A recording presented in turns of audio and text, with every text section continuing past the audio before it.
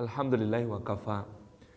Salatu wassalamu ala rasulil mujtaba Sayyidina wa habibina wa syafi'ina wa maulana Muhammadin al-Mustafa wa ala alihi wa ashabihi wa dhurriyyatihi wa kulli man ittaba'al huda. Asyhadu an la ilaha illallah wahdahu la syarikalah wa asyhadu anna Muhammadan abduhu wa rasuluhu la nabiyya ba'da. Tsumma uhayyikum bi tahiyyatil islamiyah, tahiyyatin thayyibatin mubarakah. Tahiyati min indillahi tahiyati ahlil jannah. Assalamualaikum warahmatullahi wabarakatuh.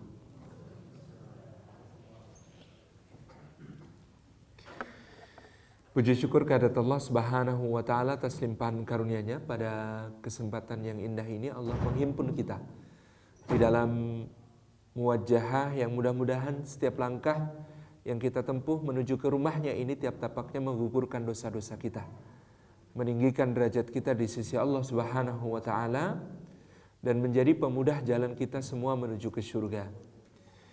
Dan duduk kita semua semoga termasuk di dalam sabda Nabi sallallahu alaihi wasallam. Kata beliau, "Majtama'a qaumun fi baitin min buyutillah yatluna kitaballah wa yatadarasunahu bainahum illa ghasyiyatuhumur rahmah wa hafathumul malaikah wa nazalat alaihimus sakinah wa dzakarahumullahu fi man indah." Rawahu Muslim huwa sahih. Nabi sallallahu alaihi wasallam bersabda, tidak berhimpun satu kaum di satu rumah di antara rumah-rumah Allah, di dalamnya mereka membaca kitab Allah dan mengkajinya di antara mereka, melainkan keadaan mereka itu ghasyiyatuhumur rahmah, rahmat Allah tercurah-curah kepada mereka semua. Rahmat Allah 100 bagian. Satu bagian menurut ahlu sunnah wal jamaah melekat pada sifatnya Ar-Rahman, zat yang maha pengasih dan kasihnya tiada pilih-pilih, diturunkan ke dunia sejak awal zaman sampai akhirnya menjadi limpahan karunia dan kasih sayang bagi seluruh makhluk, dan di antara mereka sementara 99 bagian melekat pada sifatnya Ar-Rahim, zat yang maha penyayang dan sayangnya tiada batas berbilang, diperuntukkan bagi orang-orang yang beriman dan bertakwa kepada Allah Subhanahu wa taala semata-mata. Mudah-mudahan suka bermajelis ilmu seperti ini menjadikan kita termasuk orang-orang yang dilimpahi oleh Allah Subhanahu wa taala rahmatnya sempurna di dunia dan di akhirat. Yang kedua, Bapak Ibu yang dirahmati oleh Allah, bahwasanya berkumpul-kumpul seperti ini wahafatsumul malaikah, malaikat-malaikat menaungkan sayapnya kepada mereka yang hadir. Malaikat itu du'ajnihatin mathna wa thulatha wa ruba. Mereka memiliki sayap-sayap, ada yang 2, ada yang 3, ada yang 4. Dan Sayyidul Malaikat Jibril alaihissalam misalnya memiliki 600 sayap, yang kalau dibentang maka tertutup seluruh ufuk timur dan barat hanya dengan 1 sayap saja. Maka malaikat-malaikat ini Allah memiliki malaikat khusus dengan tugas khusus yang jumlahnya lebih banyak daripada malaikat pencatat amal. Tugas mereka beredar di antara langit dan bumi setiap kali ada majelis yang kemudian di sana diingat nama Allah Subhanahu wa taala, dibahas ilmu Allah Azza wa Jalla, maka malaikat-malaikat ini turun menaungkan sayapnya kepada semua orang yang hadir di majelis itu. Sampai ketika majelis itu selesai, mereka berebut menghadap Allah Subhanahu wa taala, melaporkan nama orang-orang yang dinaunginya, dan mereka tidak akan beranjak dari sisi Allah sebelum puas dengan apa yang dijanjikan oleh Allah berupa ampunan, rahmat dan ridhonya kepada orang yang telah dinaunginya. Yang ketiga, wa nazalat alaihimus sakinah. Duduk-duduk seperti ini mengundang sakinah, mengundang ketentraman. Ala bidzikrillah tatma'innul qulub, karena memang hati itu tentramnya dengan mengingat Allah Subhanahu wa taala. Karena kita ingat bahwa Allah itu lebih besar dari semua masalah kita. Karena kita ingat bahwa Allah itu lebih besar dari semua kesedihan kita. Karena kita tahu bahwa Allah itu lebih besar daripada semua kekhawatiran kita di masa yang akan datang.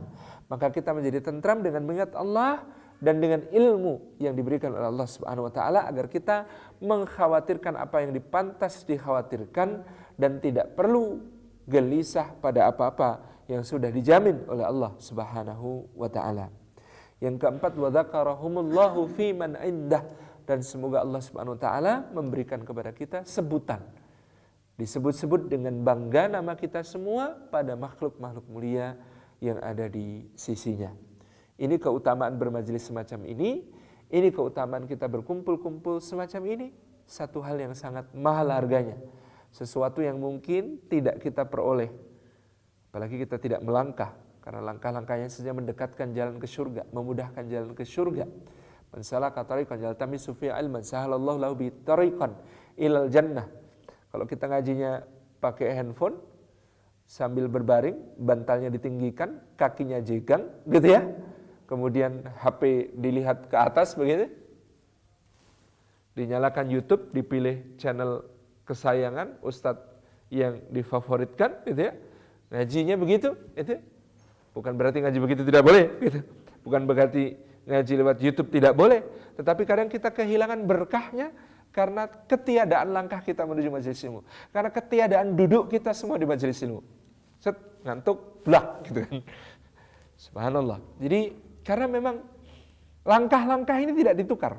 Langkah-langkah ini, kenapa kita kemudian kehilangan berkah majelis ilmu di dalam sumber-sumber ilmu di YouTube misalnya. Kajiannya bagus, ilmu yang disampaikan sangat bermanfaat, ustadznya menyampaikan dengan pemahaman yang sangat baik.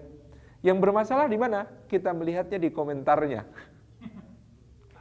Ratusan komentar ternyata isinya pro kontra, satu sama lain saling menyalahkan, kadang-kadang mencaci maki, memberi gelar-gelar buruk kepada saudara, gitu ya, dengan mudah menganggap sesat saudara, menganggap subhanallah ada persoalan di situ. Persoalannya adalah hilangnya berkah melangkah ke majelis ilmu, hilangnya berkah duduk bersama di majelis ilmu yang memang ini sangat mahal. Nah, sesungguhnya tidak terlarang mengambil ilmu itu dari berbagai macam kemudahan yang sudah diberikan oleh Allah kepada kita melalui teknologi, tetapi memang duduk bersama seperti ini, di rumah Allah seperti ini sesuatu yang mahal dan tidak tergantikan. Jazakumullah khairan atas kehadiran pada kesempatan hari ini. Sesuai yang diamanahkan panitia, ada satu bahasan yang menarik judulnya, romantisme nabawiyah. Saya kira ada satu kisah yang menghimpun semua romantisme nabawiyah itu. Bahwa Urwah bin Az-Zubair radhiyallahu anhu berkata kepada ibunda kita Aisyah radhiyallahu anha, "Wahai bibi, wahai ibu." Ini bibi sekaligus ibu. Bibi karena Aisyah adalah adik dari Asma binti Abi Bakar, ibunda dari Urwah. Di sisi lain juga beliau, ibunda kita Aisyah adalah ibu seluruh kaum mukminin, ummul mukminin. Maka dia panggil bibi, kadang-kadang dia panggil ibu. Wahai bunda, tolong ceritakan kepada kami satu hal yang menakjubkan dari diri Nabi sallallahu alaihi wa alihi wa sahbihi wasallam. Ditanya seperti ini, bunda kita Aisyah radhiyallahu anha menitikkan air mata, berlinang beliau. Kemudian beliau mengatakan satu kalimat yang sangat terkenal, kana kullu amrihi ajaba. Bagaimana aku akan bercerita kepada kalian tentang satu hal yang menakjubkan dari diri Rasulullah sallallahu alaihi wasallam, padahal semua urusannya Rasulullah SAW itu menakjubkan. Semua urusannya Nabi sallallahu alaihi wasallam itu menakjubkan. Maka ibunda kita Aisyah terdiam sejenak, kemudian beliau berkata begini. Pada suatu malam Rasulullah SAW berada di rumahku, di atas tempat pembaringanku. Sungguh demi Allah, kulit kami sudah bertemu. Kulit menempel pada kulit. Tetapi tiba-tiba Nabi SAW berbisik ke telingaku. Beliau mengatakan, wahai Aisyah, apakah engkau izinkan? Apakah engkau berkenan? Jikalau malam ini aku gunakan untuk beribadah kepada Rabbku. Untuk beribadah kepada Rabbku. Ibunda kita Aisyah mengatakan, ya Rasulullah, sungguh aku ini senang jika engkau berada di sisiku. Dan aku juga senang kalau engkau beribadah kepada Rabbmu. Maka lakukanlah sesuai keinginanmu. Kata ibunda kita Aisyah radhiyallahu anha, aku ini senang kalau engkau berada di sisiku, tetapi aku juga senang kalau engkau beribadah kepada Allah Subhanahu wa taala. Maka pilihlah sesuai dengan yang kau inginkan ya Rasulullah. Kemudian setelah meminta izin ini, beliau sallallahu alaihi wasallam berdiri melaksanakan salat sampai terseduh-seduh tangisnya. Beliau baca ayat-ayat dalam Al-Quranul Karim. Beliau terus berdiri untuk waktu yang sangat lama sampai kaki beliau nyaris bengkak, dan kemudian beliau tidak berhenti dari salat dan tangisnya kepada Allah Subhanahu wa taala sampai Bilal radhiyallahu anhu mengumandangkan azan untuk memanggil manusia ke masjid. Ini adalah satu kisah yang memang menakjubkan, di antara yang paling menakjubkan dari semua kehidupan Nabi sallallahu alaihi wasallam, yang keseluruhannya menakjubkan. Dan ibunda kita Aisyah memilihkan cerita ini untuk kita sebagai satu hal yang sangat menakjubkan. Bagaimana tidak menakjubkan ketika Nabi sallallahu alaihi wasallam berada di pembaringan, kulit bersentuh kulit, dan kemudian beliau sallallahu alaihi wasallam bersabda, apakah engkau ridha wahai Aisyah kalau malam ini kugunakan untuk beribadah kepada Rabbku? Puncak adab tertinggi seorang suami kepada istrinya, bahkan untuk qiyamul lail saja minta izin. Mau qiyamul lail saja minta keridhaan istri. Mau beribadah kepada Allah saja bermusyawarah dengan istri. Ini satu puncak adab sebagai seorang suami yang sangat indah, yang sangat agung, yang sangat mulia. Kita kadang-kadang karena khawatir tidak diizinkan, justru kemudian kita pergi tanpa pamit, keperluan tertentu atau untuk kesenangan kita sendiri. Subhanallah, tabarakar rahman. Ini satu gambaran adab, puncak adab seorang suami kepada istrinya, kepada ibunda kita Aisyah radhiyallahu anha. Bagaimana Nabi sallallahu alaihi wasallam ini menyampaikan satu maksud yang sangat indah. Apakah engkau ridha jika malam ini aku gunakan untuk beribadah kepada Rabbku? Dan ada puncak kemuliaan dan adab pula dari seorang istri di situ ketika dia mengatakan kepada suaminya, ya Rasulullah, sungguh aku ini suka jika engkau berada di sisiku. Sungguh aku ini sangat bahagia jika engkau berada di sampingku. Tetapi aku juga berbahagia kalau engkau beribadah kepada Rabbmu. Inilah penjelasan dari doanya Ibadur Rahman, ketika Ibadur Rahman disebutkan oleh Allah dalam surat Al-Furqan. Surat Al-Furqan, para Ibadur Rahman itu berdoa, Rabbana hablana min azwajina wa dzurriyyatina qurrata a'yun waj'alna lil muttaqina imama. Doanya Ibadur Rahman, Rabbana, duhai Rabb kami, hablana, karuniakanlah kepada kami, min azwajina, dari pasangan-pasangan kami, wa dzurriyyatina, dan anak keturunan kami kesemuanya, karuniakanlah mereka itu sebagai qurrata a'yun, sebagai yang menjadi, makna harfiahnya qurrah ain, makna harfiahnya adalah penyejuk bagi mata-mata kita, penyejuk bagi pandangan kita. Para mufassir mengatakan apa yang menyebabkan seorang pasangan dan seorang anak menjadi penyejuk mata bagi ayahnya, bagi orang tuanya, bagi pasangannya, bagi suaminya, bagi istrinya, masing-masing di antara mereka, qurrah ain itu terkait dengan sesuatu yang lebih tinggi dari sekedar cinta. Qurrah ain itu lebih tinggi dari cinta. Maka Nabi SAW bersabda, dicintakan kepadaku dari dunia kalian ini, dicintakan kepadaku itu Masya Allah ya. Allah menjadikan hati Rasulullah itu mencintai dari dunia ini dua perkara. Yang pertama an-nisa, istri. Yang kedua at-thib, wewangian.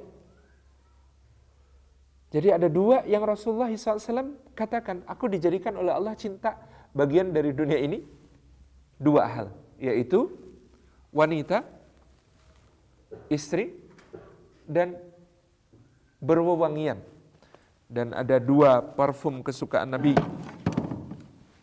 Sallallahu alaihi wasallam yang tidak pernah beliau tinggalkan untuk berwewangian dengannya, gitu ya. Yaitu al-misk wal ambar. Itu dua yang kemudian Rasulullah sallallahu alaihi wasallam demikian menyukai kedua macam wewangian ini. Yakni al-misk wal ambar. Seperti apa wujudnya yang disebut misk? Warnanya putih, gitu ya. Kemudian ambar ini warnanya agak kekuningan. Kalau misk dicampur ambar, baunya jadi asik sekali. Nah, kalau kita melihat bagaimana kecintaan Rasulullah itu tergambar dari kecintaannya kepada misk misalnya. Beliau kalau pakai misk, dikatakan oleh bunda kita Aisyah radhiyallahu anha, ke seluruh bagian tubuhnya. Bagian rambut itu sampai berkilauan karena minyak misik itu. Bagian jenggotnya sampai berkilauan karena minyak misik itu. Nah, itu yang kayaknya untuk kita agak berat ngejarnya karena mahal. Misik ini, misik yang asli gitu ya. Beberapa brand di Saudi mengeluarkan produk misik itu, ada yang sudah dicampur dengan beberapa unsur lain, misalnya dengan ward, dengan mawar, dengan yasmin, dengan melati, itu kemudian yang disebut sebagai misik jism. Nah, misik jism ini sangat dekat dengan misik abiyat kesukaan Nabi Sallallahu Alaihi Wasallam. Ini 1 tola. 1 tola itu 12 mililiter. 12 mililiter ini kalau di Abdus Samad maupun di Al-Arabiyah lil Ud, 1 tolanya harganya sekitar 200 sampai 300 rial. 200 sampai 300 rial. Jadi ini bagian dari sunnah Nabi Sallallahu Alaihi Wasallam. Bagaimana beliau mengusapkannya. Ini untuk menunjukkan betapa benar yang beliau katakan, dijadikan kecintaanku dari dunia ini adalah istri dan wewangian, gitu ya. Dan ini juga sebenarnya ibu-ibu sangat penting untuk selalu menyediakan di rumah. Dalam hadis Nabi SAW dari Asma binti Yazid bin Sakan radhiyallahu anha tentang bersuci selepas haid atau nifas. Bersuci selepas haid atau nifas itu yang dianjurkan oleh Nabi SAW adalah dengan ini. Jadi dibersihkan dengan bidara. Setelah bersih bekas haid atau nifas itu, kemudian dimasukkan kapas yang sudah diolesi dengan kasturi ke bagian kewanitaan ibu-ibu. Itu bagian dari sunnah yang jarang kemudian dibahas dan jarang kemudian diamalkan. Jadi ini juga bagian dari keharmonisan suami istri. Karena baunya misik ini sangat lembut, dan baunya misik ini sangat menguatkan gitu ya, satu sama lain untuk kemudian saling terikat dalam ikatan kasih sayang yang kuat. Kemudian Bapak Ibu yang dirahmati Allah, itu sebagai gambaran tentang betapa cintanya Nabi SAW kepada istri beliau dan kepada parfum, kepada wewangian, wabil khusus misik ini. Tetapi beliau mengatakan wa ju'ilat qurratu aini fis shalah. Ada yang lebih tinggi daripada cinta. Dicintakan kepadaku dari dunia kalian ini wanita dan wewangian.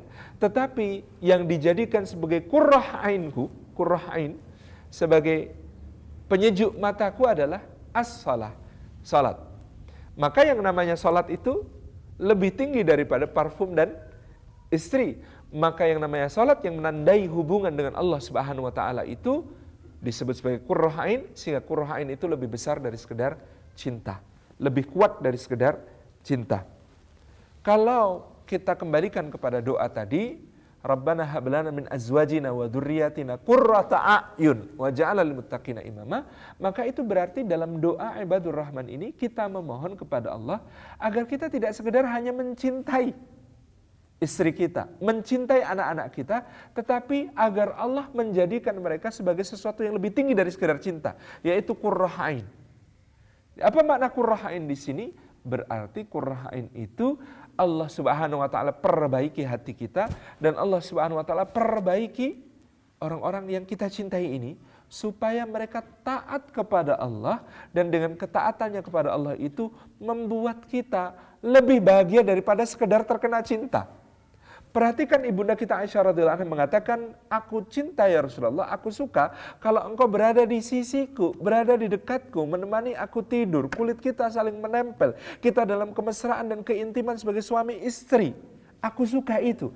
Tetapi aku lebih suka lagi kalau engkau salat. Aku lebih suka lagi kalau engkau kemudian beribadah kepada Rabbmu azza wa jalla. Itu namanya qurrah ain, lebih tinggi daripada sekedar cinta. Jadi Tabarakar Rahman, ketika kita berdoa, Rabbana hab lana min azwajina wa dzurriyyatina qurrata a'yun waj'alna lil muttaqina imama, ini adalah doa untuk menjadikan ikatan dalam keluarga kita lebih tinggi daripada sekedar cinta. Lebih tinggi daripada sekedar cinta. Dia adalah ikatan qurrah ain, ikatan untuk saling berbahagia karena melihat pasangan kita, anak-anak kita itu berada di dalam ketaatan kepada Allah, berada dalam pengabdian kepada Allah, berada dalam ibadah-ibadah kepada Allah Subhanahu wa taala, yang membuat kita semua semakin berbahagia dan semakin kuat ikatannya dan semakin cinta. Karena cinta ini menjadi makmum dari qurrah ain tadi. Cinta ini menjadi makmum bagi qurrah ain tadi. Nah, Bapak Ibu yang dirahmati oleh Allah Subhanahu wa taala, inilah satu gambaran bagaimana Nabi sallallahu alaihi wasallam membangun rumah tangganya. Bukan sekedar di atas cinta, tetapi untuk meraih sesuatu yang lebih besar, yaitu qurrah ain. Meraih satu hal yang sangat bernilai, bahwa kita saling mencintai karena Allah Subhanahu wa taala, maka semakin kita satu sama lain saling mentaati Allah Subhanahu wa taala, maka dengan begitu ikatan di antara kita juga semakin kuat. Ada seorang ulama gambar segitiga. Segitiganya begini. Di atas dia letakkan nama Allah Subhanahu wa taala. Di sisi kiri dia letakkan nama suami. Di sisi kanan dia letakkan nama istri. Apa maksudnya? Gitu ya. Ternyata jika jarak antara suami dan istri itu dengan Allah itu jauh, maka jarak di antara mereka berdua juga akan jauh. Di sini dan di sini, gitu kan? Karena bentuknya segitiga.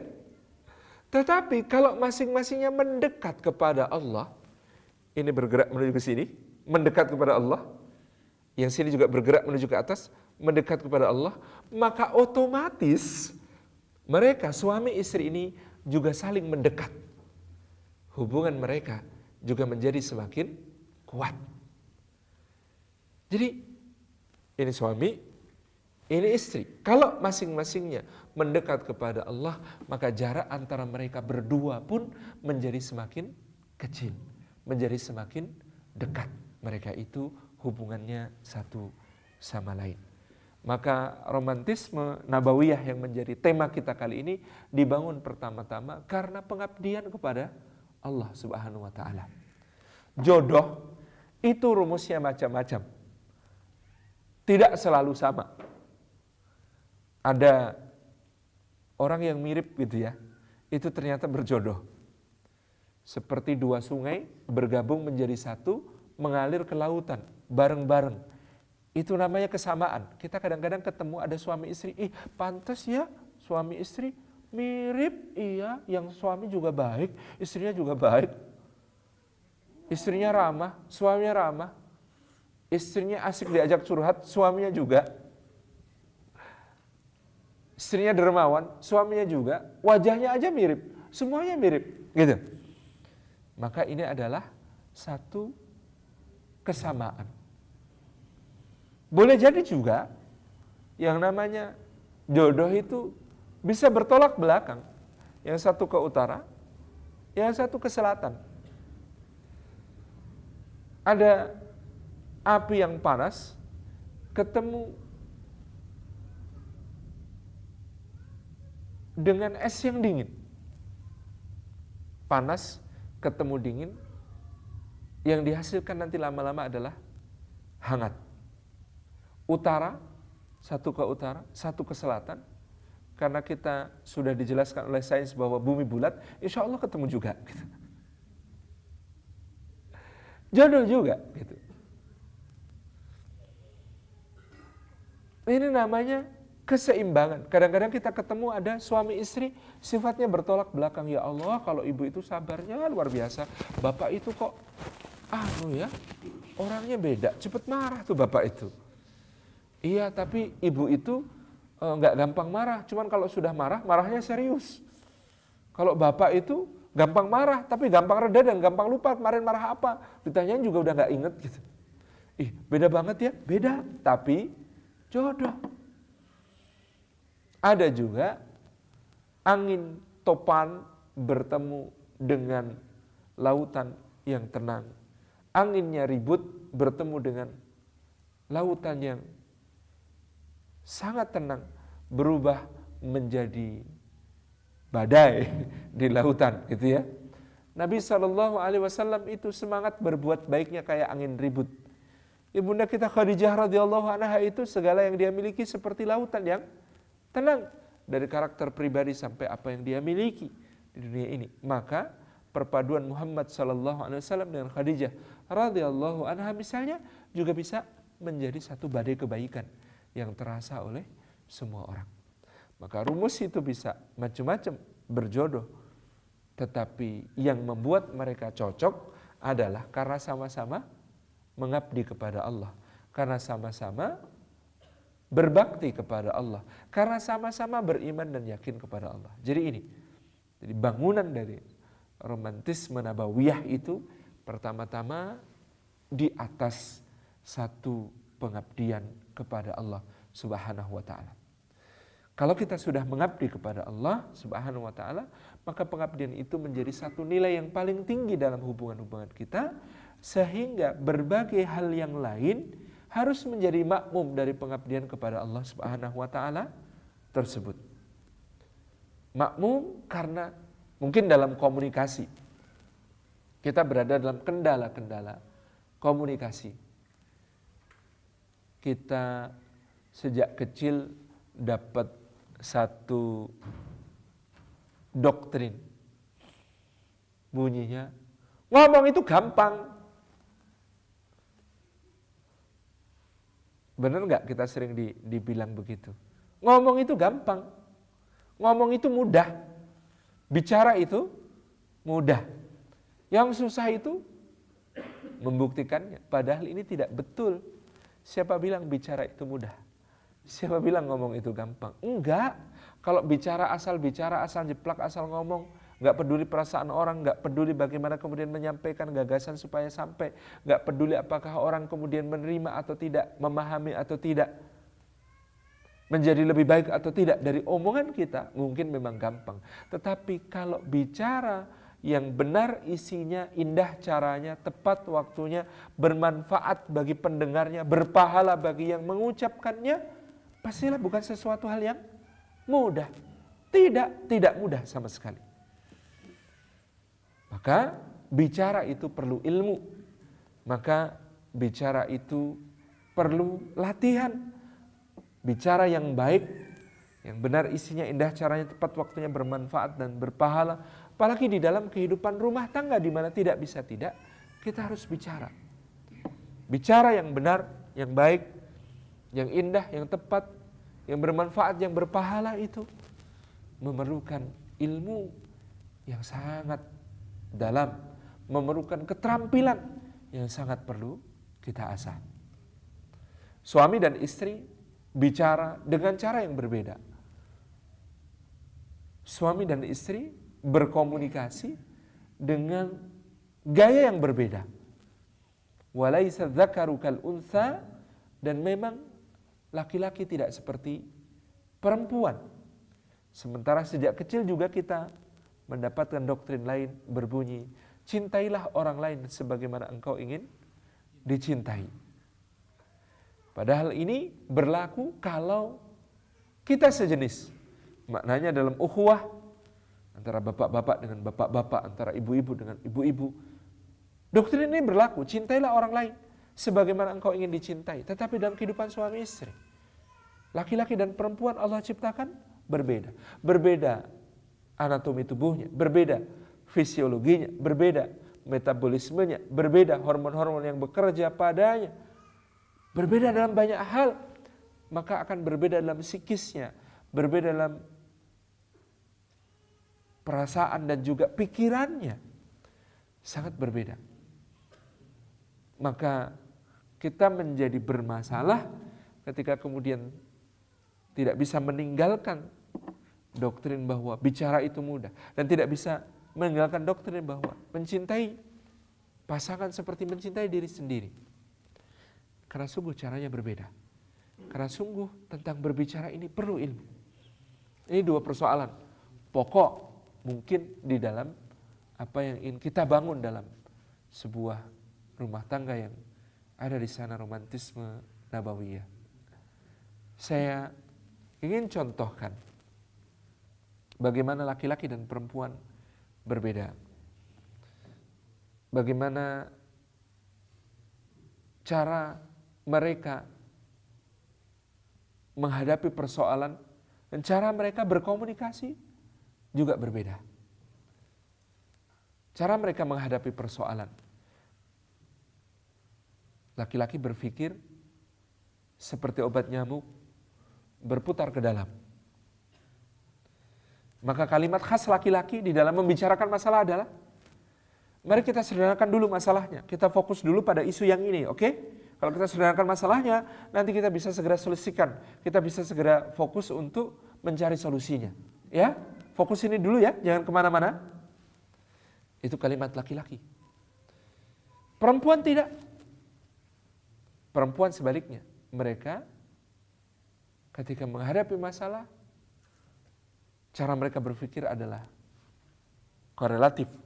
Maka dia seperti obat nyamuk, muter keluar. Sehingga mereka akan mengatakan, jangan suka mensederhanakan masalah mas, ini semuanya penting loh, semuanya ada hubungannya, dengerin dulu ceritaku ya. Ada yang tidak bertemu di situ, padahal sebenarnya bisa kita ikhtiarkan bertemu. Tapi kadang-kadang karena prasangka, karena kurangnya ilmu, perbedaan ini, perbedaan cara berpikir melahirkan konflik. Yang satu ingin segera selesai masalah, fokus, menyederhanakan. Yang satu ingin melihat secara keseluruhan, menghubungkannya, mengkorelasikannya dengan berbagai macam hal, sesuai dengan perasaannya. Dia menikmati proses bagaimana bisa memahami bersama persoalan itu dengan sejiwa. Berbeda. Inilah laki-laki dan perempuan diciptakan oleh Allah Subhanahu wa ta'ala untuk dengan perbedaan itu saling melengkapi satu sama lain. Karena kalau bapak doang yang menghadapi masalah, memang masalahnya jadi disederhanakan banget. Kalau ibu doang yang menghadapi masalah, memang masalahnya jadi kemana-mana, nyambung dengan berbagai macam hal. Tetapi pertemuan di antara mereka itulah yang menghasilkan sesuatu yang paling optimal, yang paling baik, yang paling bagus, yang bisa kemudian menjadi solusi. Maka kesabaran kemudian di sana bagaimana melihat persoalan itu bersama, bagaimana melihat persoalan itu secara utuh dari kedua sudut pandang yang berbeda ini yang bisa kemudian menjadi satu penyelesaian. Kadang-kadang suami tidak sabar dengan berbagai hal yang dihubungkan oleh istrinya. Atau bahkan dia mungkin mengeluh, istrinya kalau marah jadi histeris. Mungkin histeris maksudnya, bukan histeris. Jadi dia cerita istrinya itu kalau marah histeris. Maksudnya histeris gimana? Jadi dia kalau marah karena kesalahan saya pada satu hal, waktu tertentu, dia itu bisa nyebutin kesalahan saya sejak awal pernikahan semuanya. Histeris namanya. Mas tuh dari dulu gitu, belum berubah juga. Ingat gak waktu awal nikah? Kejadiannya kayak gini juga kan? Korelatif, bersambung. Karena cara berpikir yang berbeda. maka cara berkomunikasinya juga berbeda. Cara menghadapi masalahnya juga berbeda. Laki-laki dalam masalah besar, maka mereka menyendiri, berkontemplasi, merumuskan solusi. Ada cerita nabawiyahnya? Ada. Perempuan kalau ada masalah, maka apa yang mereka lakukan? Berbagi, bercerita, menyampaikannya, mencurahkan isi hati, sampai difahami, sampai dimengerti. Kalau perlu, bersama dengan tangisan, supaya lebih plong. Sangat berbeda. Dan kadang ini tidak dimengerti satu sama lain. Ada suami pulang, tasnya dilempar ke sofa, badannya dihempaskan, kemudian sepatunya dilepas bukan dengan tangan tapi langsung kaki, kepalanya dipegangi begitu. Kan ada masalah berarti. Istri yang baik pasti bertanya, ada masalah apa mas? Dan suami yang baik, semua suami di dunia ini jawabannya juga serupa. Enggak kok, dia enggak ada apa-apa. Istri yang baik juga ngejar, mengatakan, masa aku kalau ada masalah kan cerita sama kamu, masa kamu enggak mau cerita sama aku? Kata suaminya dengan maksud yang sangat baik, karena tidak ingin menambah beban istri di rumah, yang menurut dia bebannya sudah banyak, mikirin hal-hal yang sangat banyak. Kata dia, enggak kok di ini masalah kantor, biar aku aja yang mikirin, kamu enggak usah ikut pusing ya. Dan kata istrinya, karena suaminya enggak mau cerita, oh jadi mas enggak percaya sama aku. Enggak bercerita bagi suami, maksudnya untuk tidak menambah beban istri. Dan istri yang kemudian merasa suaminya enggak mau cerita sama dia, berarti suaminya belum percaya kepada dia. Tabarak Rahman, kesalahpahaman karena kurangnya pemahaman ilmu. Coba kita lihat sirah nabinya, romantisme nabawiyahnya seperti apa. Satu hari Muhammad SAW di Gua Hira didatangi Jibril alaihissalam, dibacakan wahyu pertama kepada dia, maka dia turun dari gunung Jabal Nur itu dalam keadaan syok, terguncang karena mendapatkan wahyu pertama, berulang kali jatuh, bangun terseok-seok, pucat pasi, gemetaran, berkeringat dingin. Pulang sampai ke rumah Khadijah radhiyallahu anha di depan pintu, masih dalam keadaan pucat pasi, gemetaran dan berkeringat dingin itu. Dia berkata terbata-bata, "Zammiluni, zammiluni, selimuti aku, selimuti aku." Kata Muhammad sallallahu alaihi wasallam, kalau Khadijahnya tipikal istri seperti yang tadi kita sebutkan, pengen tahu masalah suami dan menanyakan supaya suaminya curhat kepada dia. Astagfirullahaladzim mas, ya Allah kenapa ini mas, cerita dulu mas, gitu. Maka sirah nabawiyah bakal lain ceritanya. Hebatnya Khadijah radhiyallahu anha adalah dia memahami bagaimana psikologis suaminya dalam keadaan tertekan seperti itu, dan punya masalah besar seperti itu. Apa yang dibutuhkan? Menyendiri, berkontemplasi, merumuskan solusi. Maka dia tuntun Muhammad SAW ke dalam kamarnya, dia baringkan, dia selimuti, dia tinggalkan, dia tutup pintunya, dia doakan kepada Allah Subhanahu Wa Taala, ya Allah, Anta a'lamu bihi fahfidhli. Ya Allah, engkau lebih tahu tentang dia, maka jaga dia untukku. Ya Allah. Sangat mengerti tentang bagaimana berkomunikasi, tentang bagaimana menghadapi suami yang sedang ada masalah baginya. Tabarak Rahman. Karena wanita seperti Khadijah tahu, laki-laki juga akan bercerita tentang masalahnya, tapi tipe ceritanya berbeda. Laki-laki itu bercerita, kemarin ada masalah loh Mi di kantor. Oh ya Allah mas, terus gimana? Tenang Mi, sudah mas selesaikan. Tipikal cerita suami adalah meneguhkan qawamah, meneguhkan kepemimpinannya, bahwa dia mampu, bahwa dia melakukannya, gitu ya. Bahwa dia he can do it. Bahwa dia berhasil mengatasi masalah itu. Itu ceritanya lelaki. Ceritanya perempuan tidak. Ceritanya perempuan adalah mengungkapkan semuanya sesuai yang dirasakannya, apa adanya. Tidak disederhanakan, dikorelasikan, dihubungkan dengan berbagai macam hal yang lain. Maka suami kadang-kadang harus sangat sabar dan punya latihan yang sangat besar untuk mendengar, untuk menyimak, untuk memberi tempat bagi tangisan sampai tuntas. Bukan menyuruh dia menghentikan tangis, bukan menghapus air matanya, tapi menyediakan pundaknya untuk menjadi tempat menangis yang paling nyaman bagi wanita-wanita yang dicintainya, istrinya, anaknya. Dan jangan pernah mengatakan, buat apa nangis? Nangis itu nggak menyelesaikan masalah. Karena memang wanita menangis bukan untuk menyelesaikan masalah. Wanita menangis untuk melepas beban-bebannya supaya lebih ringan. Dia curhat, aduh mas aku capek banget hari ini mas. Rumah berantakan, piring gelas kotor semua, cucian numpuk, anak-anak rewel, pada sakit, tetangga juga rese, tamunya banyak banget, datang terus. Aku capek banget hari ini mas, capek.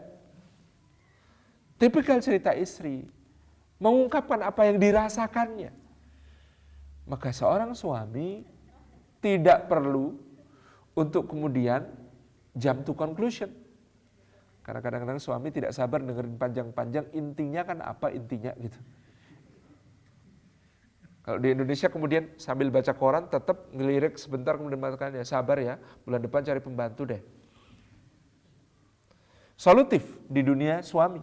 Kalau istri kesusahan ngurus rumah, solusinya adalah carikan pembantu. Tetapi ketika sedang menyampaikan masalah seperti itu, mencurahkan isi hati seperti itu, kok dijawab demikian? Maka tabarakar rahman, apa yang kemudian dirasakan oleh seorang istri? Oh, jadi selama ini semua pengorbananku, perjuanganku di rumah, kau nilai tidak lebih dari pekerjaan seorang pembantu. Kau sebatas itu menghargai semua pengorbananku sebagai kerjaan pembantu. Salah tangkap lagi, salah faham lagi. Semua bermaksud baik, dan maksud baik tanpa ilmu hanya menambah luka, menambah luka, menambah luka. Berbeda cara berkomunikasi, berbeda di dalam menjalankan berbagai macam tugas, berbeda antara suami dan istri dalam berbagai seginya. Maka ini ma'rifah tentang perbedaan laki-laki dan perempuan ini juga ilmu yang mendasar di dalam bagaimana menciptakan satu romantisme nabawiyah. Kalau seorang Khadijah radhiyallahu anha menjadi seorang wanita yang sedemikian luar biasa memahami suaminya, maka kita akan melihat bagaimana Muhammad SAW juga belajar menjadi seorang suami yang sedemikian memahami bahwa pada satu kondisi istri mengungkapkan perasaan dan yang seperti itu tidak boleh kemudian ditahan. Bahkan kalau perasaan itu sampai berujung pada sesuatu yang agak anarkis, tahan diri dulu untuk marah, karena boleh jadi semua dilakukan istri meskipun itu kesalahan karena cinta. Satu hari Rasulullah SAW sedang menerima tamu di rumah ibunda kita Aisyah radhiyallahu anha. Di rumah Aisyah tamu-tamu berdatangan. Rasulullah di situ menemui mereka. Salah satu istri Nabi Sallallahu Alaihi Wasallam yang lain mengirimkan makanan untuk tamu-tamu itu. Wajar saja, merasa di rumah ada makanan yang baik untuk menjamu tamu, dia kirimkan melalui seorang budaknya, pelayannya datang untuk kemudian menyampaikan hidangan itu kepada tamu Nabi Sallallahu Alaihi Wasallam di rumah Aisyah. Pada saat itulah Aisyah merasa dilanggar wilayah kedaulatannya. Ini rumah gue, tamunya tamu gue. Siapa yang berani ngasih hidangan ke tamu gue? Sangat wajar, sangat manusiawi. Aisyah marah dan kemudian dia dengan melangkah dari dalam ruangannya menuju ke depan Nabi SAW yang sedang memegang pinggan, yang pinggan itu hendak diulurkan kepada para tamu. Para tamu sudah mengulurkan tangan untuk mengambil hidangan dari pinggang itu. Aisyah radhiyallahu anha datang menghantam pinggan itu dengan tangannya, perang. Kemudian pinggan itu jatuh berkeping-keping ke lantai. Makanannya terserak. Lalu Aisyah balik kanan, masuk lagi ke ruangannya. Para tamu melongo. Dan coba apa yang dilakukan Nabi SAW? Apakah berdiri mencak-mencak kemudian mengatakan, dasar istri nggak tahu diri? Suaminya lebih nggak tahu diri kalau suaminya bilang begitu. Tidak. Apa yang dilakukan Rasulullah? Beliau turun dari tempat duduknya. Beliau kumpulkan bagian piring-piring yang pecah itu, disatukan dengan tangannya. Hidangan yang jatuh yang masih bisa dibersihkan, beliau bersihkan. Beliau naikkan lagi ke pecahan-pecahan piring itu. Beliau angkat, beliau bawa ke meja. Kemudian beliau tersenyum mengatakan, Kulu wal afu gharat ummukum. Kalimatnya indah sekali. Kulu, silahkan makan. Wal afu, mohon maaf ya. Gharat ummukum, ibu kalian tadi cemburu. What a simple sentences. Kalimat-kalimat yang sangat sederhana tetapi menunjukkan ketinggian adab yang begitu luar biasa sebagai seorang suami. Kulu, silahkan makan. Wal afu, mohon maaf. Gharat ummukum, ibu kalian tadi sedang cemburu. Tabarakallah. Kuatkah kita jadi suami kalau istri kita melakukan hal sampai sedemikian itu? Untung istrinya bapak-bapak bukan Aisyah. Belum pernah kan kejadian banting piring depan tamu kan? Gak ada. Dan ini sejarah Nabi SAW yang sedemikian luar biasanya peristiwa ini terjadi. Banting. Walafu gharat ummukum. Mohon maaf, ibu kalian sedang cemburu. Benar. Di akhir kisah ketika kemudian tamu-tamu ini yang tadi melongo akhirnya makan. Orang itu kalau melakukan satu hal yang keliru pasti ada rasa sesalnya. Kalau kita memarahi seseorang karena dia melakukan kesalahan itu, maka dia melakukan self-defense. Dia mempertahankan dirinya. Meskipun salah, dia tidak akan melakukan kesalahan itu. Tetapi ketika kita memberi ruang dia untuk melakukan kesalahan itu, tanpa kemudian memarahinya, tanpa kemudian menyalahkannya, ternyata dia akan berkontemplasi. Dan dia akan merasa, aku tadi salah. Itulah yang terjadi pada Aisyah radhiyallahu anha yang kemudian muncul lagi dari balik ruangannya. Kemudian bertanya kepada Nabi SAW, terus gimana? Nabi SAW juga cuma tersenyum. Apa yang beliau katakan? Pinggan diganti pinggan, makanan diganti makanan. Simpel. Maka Aisyah mengeluarkan pinggannya yang terbaik. Dia memasak makanan yang mirip dengan yang tadi disajikan. Diwadahi makanan itu ke dalam pinggan. Dengan penuh kesabaran, Aisyah pergi ke rumah istri Rasulullah yang tadi mengirim makanan. Menyampaikan itu sebagai pengganti apa yang tadi dia bikin berantakan. Indah sekali. Karena berbeda, laki-laki dan perempuan berkomunikasi. Karena berbeda di dalam memahami masalah, maka perlu sangat indah bagaimana suami berlatih untuk pertama-tama ilmu tentang mendengar. Dan inilah Nabi SAW, seorang yang sangat terampil mendengarkan. Kita kadang-kadang mendengar cerita yang ketiga sudah kemudian merasa itu peristiwa berapa kali sih? Sekali. Ini udah cerita yang ketiga tahu. Kita nggak sabar. Sesuatu yang sudah kita tahu diceritakan kembali. Karena memang itu mungkin bagi pasangan kita sesuatu yang sangat penting, sesuatu yang sangat bermakna. Saya menghitung ada beberapa cerita istri saya yang sering diulang ke saya. Tapi saya selalu mencoba untuk ketika mendengarkannya, seakan-akan ini pertama kali saya dengar. Oh ya, Masya Allah gitu ya. Ini adalah pertama kali saya mendengarnya. Karena itu, ada sesuatu yang sangat penting bagi dia, orang yang kita cintai. Kalau itu penting buat dia, harusnya penting juga buat kita. Toh bapak-bapak kadang berlatih juga begitu kan? Nonton bola barengan, duduk di kursi dan sofa yang sama, pertandingan yang sama, dari awal sampai akhir nonton. Kemudian berpisah, ketika ketemuan cerita loh. Kemarin itu golnya bagus ya, gini. Iya itu gini. Padahal nontonnya bareng gitu ya. Di sofa yang sama, makan kacang merek yang sama, gitu. Minum teh merek yang sama, bareng-bareng, ngopi yang sama. Tapi masih asik kok cerita. Itu artinya kita juga bisa mendengarkan yang sama. Sesuatu yang sama, diulang.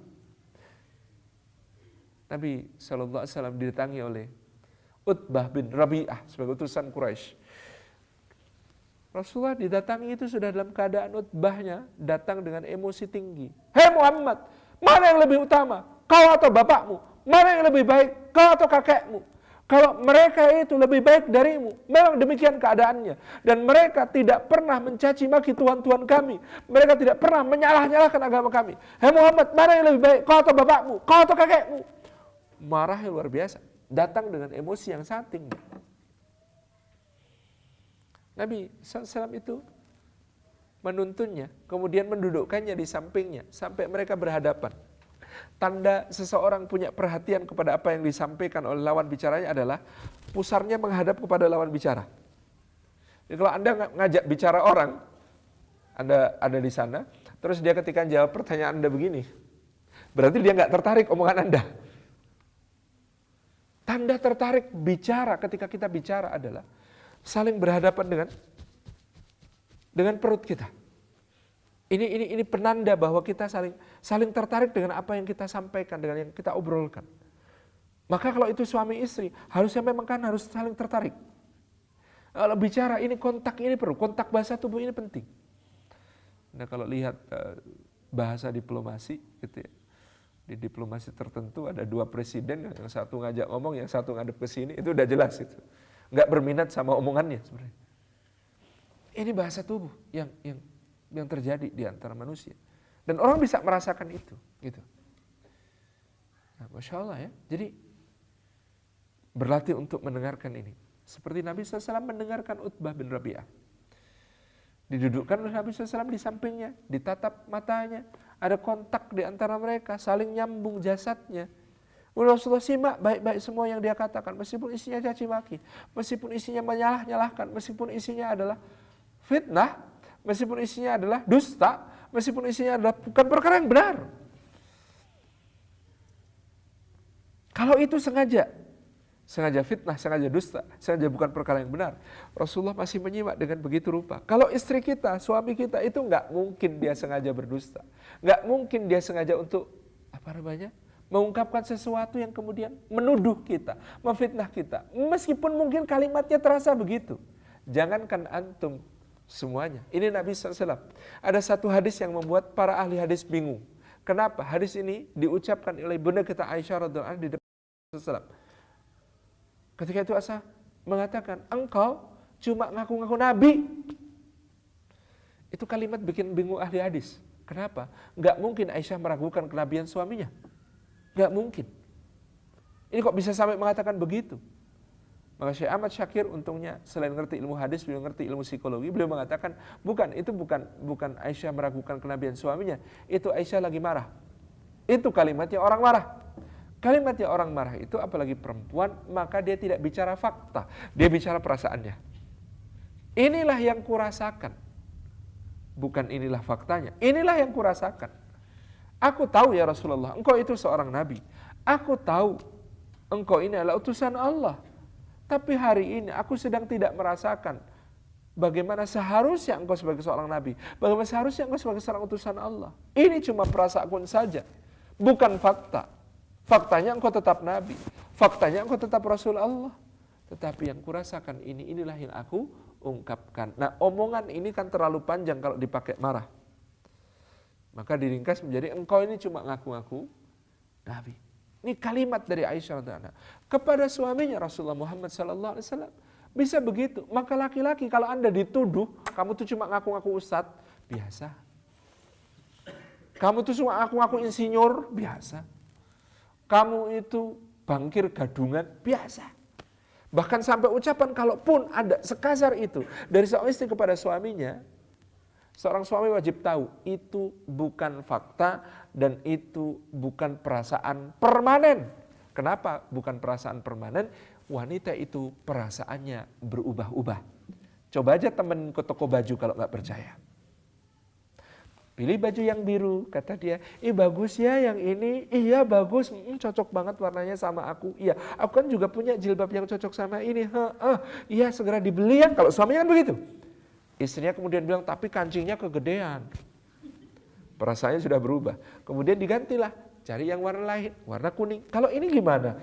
Cocok nggak kuningnya? Iya bagus, kuning, iya bagus, kata suami, yuk dibeli yuk. Tar dulu sebentar, ini ukurannya adanya tinggal L sama XL, aku kan M. Yang ini kedodoran, besar. Yang S kekecilan. Tia, sebentar ya, aku cari yang lain dulu ya. Cari yang lain lagi. Kalau yang coklat gimana? Bagus, coklat tuh anggun, bisa dipakai untuk berbagai kesempatan, fleksibel. Ya yuk, beli yuk. Iya ini bagus banget coklatnya ya, ada renda-rendanya juga di sini. Tapi menurutku kesannya jadi kayak orang tua ya. Padahal tadi dia bilang bagus kan, udah dipilih bagus gitu. Kemudian dia coba lagi yang lain, coba lagi yang lain. Nyobain 11 baju. Dan tidak jadi beli satu pun. Dan dia keluar dari toko tetap dengan riang gembira. Seolah tidak terjadi apa-apa. Sementara suaminya sudah bingung, muka taruh di mana di depan niaganya. Sangat berbeda laki-laki dan perempuan. Perempuan, perasaan sesaatnya sangat banyak, berubah waktu demi waktu. Maka kalau Anda dituduh sesuatu, dikatakan jelek oleh istri, jangan percaya. Itu dia cuma lagi lupa sama kebaikan kita. Itu yang dikatakan Nabi SAW. Wahai wanita, kalian ini sering lupa. Lupa apa? Yaitu ada wanita, suaminya sudah berbuat baik banyak sekali kepadanya, lalu pada satu saat suami melakukan satu kesalahan yang dianggap fatal oleh wanita itu, maka wanita itu kemudian berkata, kamu tuh belum pernah berbuat baik kepadaku sedikit pun. Nah, kalimat seperti ini kadang keluar, gitu ya, karena satu kesalahan mengubur berbagai kebaikan sebelumnya. Maka saran Rasulullah kepada para wanita karena hal ini adalah banyaklah sedekah, gitu.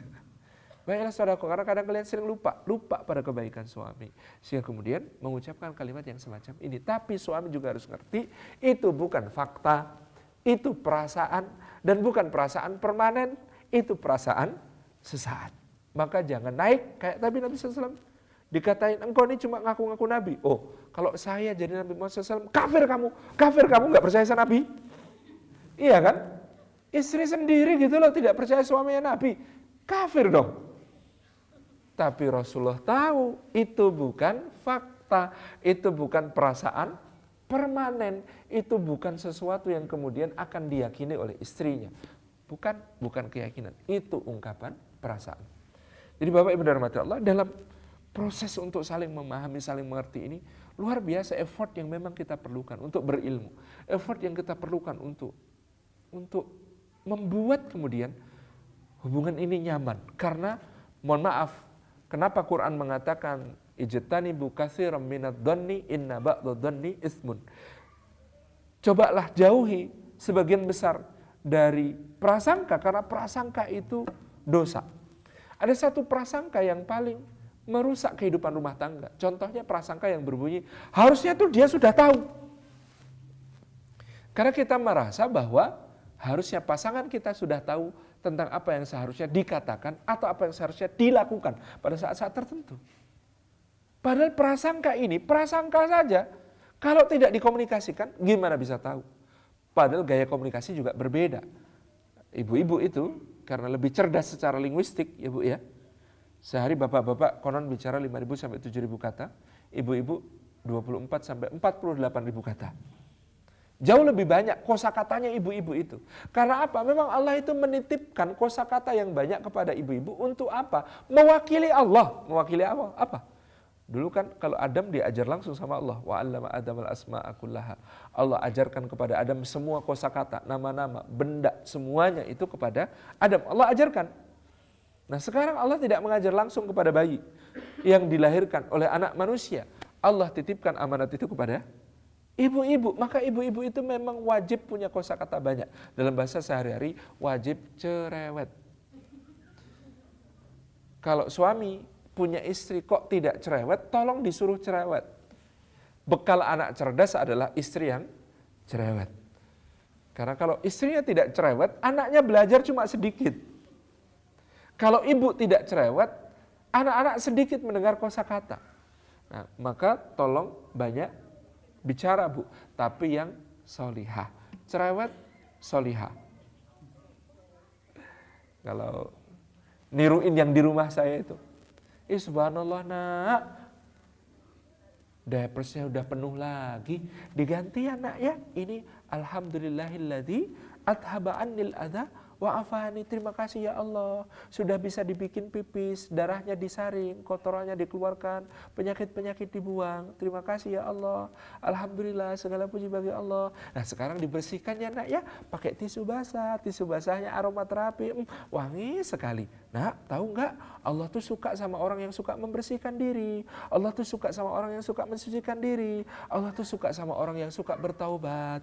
Ini dibersihkan semuanya.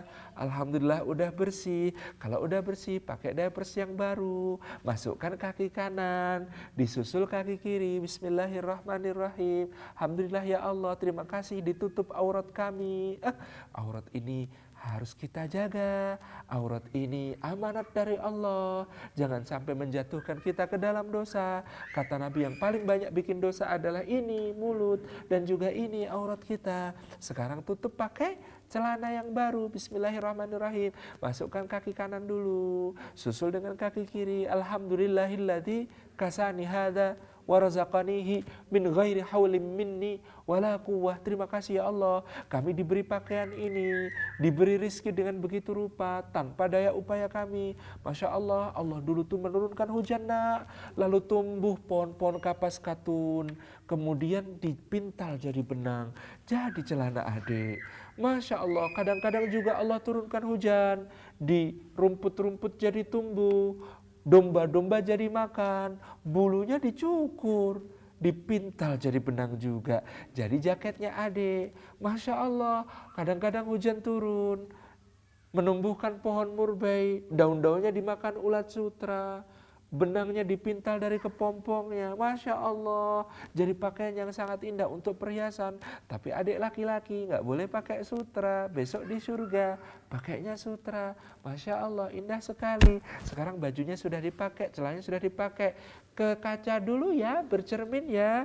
Alhamdulillah, Allahumma kama hasanta khalqi fahasin huluki. Terima kasih ya Allah, sudah diciptakan dalam sebaik-baik bentuk, maka jadikan ya Allah akhlak kami seindah penciptaan kami ini, atau lebih indah lagi ya Allah. Gitu.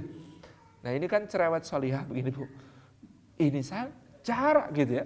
Bagaimana kemudian kita mendidikkan berbagai macam hal kehambaan kepada Allah Subhanahu wa taala, sekaligus bagaimana kemudian kita menyampaikan suatu ilmu kepada anak-anak kita. Kemudian kita bagaimana kemudian prasangka ini harus dijauhkan. Kalau kita memang perlu bahwa ada yang harus disampaikan, sampaikan. Kita tidak terbiasa berbicara tadi, tidak terbiasa menyampaikan maksud-maksud kita. Padahal mungkin gitu ya, suami kita memang tidak tahu, atau ibu-ibu karena bicaranya kalimat tidak langsung ya Bu ya. Mas, anak-anak belum dijemput loh, aku masih harus masak. Itu maksudnya apa Bu? Tolong jemput anak-anak. Mohon maaf, di dunia laki-laki kalimat tidak langsung agak susah ditangkap maksudnya. Maka jangan tersinggung kalau kalimat itu dijawab, nggak apa-apa Mi, paling nanti mereka pulang sendiri. Kenapa? Karena tidak ada permintaan. Saya sering cerita ada tragedi kalimat tidak langsung dalam hidup saya di awal pernikahan. Naik motor, berdua, ke kampus, lewat rumah makan. Dia tanya, yang lapar nggak? Saya bilang enggak. Lewat rumah makan kedua dia tanya lagi, beneran belum lapar? Saya bilang alhamdulillah belum. Gitu. Sampai ngurus banyak hal di kampus, sampai akhirnya pulang, sampai rumah dia langsung pergi ke dapur masak mie instan. Saat itulah di depan kompor yang menyala saya baru melakukan pengakuan dosa. Ya Allah, kenapa kamu nggak ngomong kalau kamu yang lapar? Kalau kamu ngomong kan aku lapar-laparin buat kamu. Harusnya kamu bilang, yang aku lapar ayo kita makan. Tadi cuma tanya, kamu lapar nggak? Aku bilang enggak. Kalimat tidak langsung, ibu-ibu yang dirahmati Allah. Maka gunakan kalimat langsung kalau memang mau bicara kepada laki-laki yang tidak secerdas wanita dalam berbahasa. Tapi ibu-ibu ada yang komplain, sudah kalimat langsung tetap nggak jalan Ustaz. Kok bisa? Iya, saya suruh Mas tolong ruang depan dibersihin, mau ada tamu. 45 menit kemudian meskipun dia bilang ya gitu, 45 menit kemudian ternyata posisinya masih sama. Otak-atik gadget yang sama. Nah, ternyata memang ada rahasianya bagaimana caranya kemudian membuat laki-laki untuk kemudian melakukan apa yang diperintahkan oleh perempuan. Caranya gimana? Duduk sejajar, tatap matanya. Kemudian katakan, Mas tolong ruang depan disapu dong, mau ada pengajian. Ya, kalau dia bilang ya, jangan langsung pergi. Tetap di situ, tatap matanya. Dan senyumin. Maka tidak lama kemudian dia akan membanting gadgetnya dan mengatakan ya, gitu. Dan kemudian melakukan apa yang diminta. Tabarakar Rahman. Inilah Rasulullah SAW, contoh terbaik kita dalam berumah tangga. Inilah Rasulullah SAW, contoh terbaik kita dalam membangun romantisme nabawiyah. Bukan hanya soal bagaimana kemudian beliau berkata begitu indah, berkalimat begitu indah, mengungkapkan cinta dengan begitu indah. Dan gombal itu penting. Sampai-sampai Nabi SAW bersabda kepada Aisyah radhiyallahu anha, kalimat beliau adalah, wahai Aisyah, diperlihatkan kepadaku di dalam mimpiku, ada malaikat membawa tandu dari cahaya. Selubungnya adalah sutra yang berwarna hijau begitu indahnya. Di sana aku kemudian bertanya kepada para malaikat yang mengusungnya, siapakah yang ada di dalamnya? Malaikat itu menjawab, ini istrimu dari dunia hingga ke surga. Lalu aku buka tabirnya, penutup pintu tandunya, dan di dalamnya aku melihat ada wajahmu yang jelita. Ini kalimat-kalimat Nabi SAW yang begitu rupa. Bagaimana beliau memuliakan keluarganya.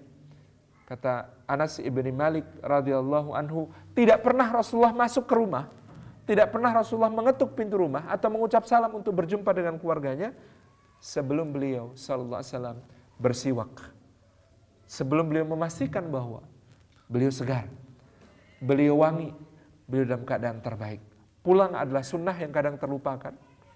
Kita kalau berangkat semangat, rapi, wangi, pulang kadang kuyu, lemes, capek, sisa-sisa tenaga. Padahal pulang itu lebih penting daripada berangkat. Karena berangkat itu bertemu kepentingan, pulang itu bertemu cinta dan kesetiaan. Khairukum li ahlikum, kata Nabi SAW.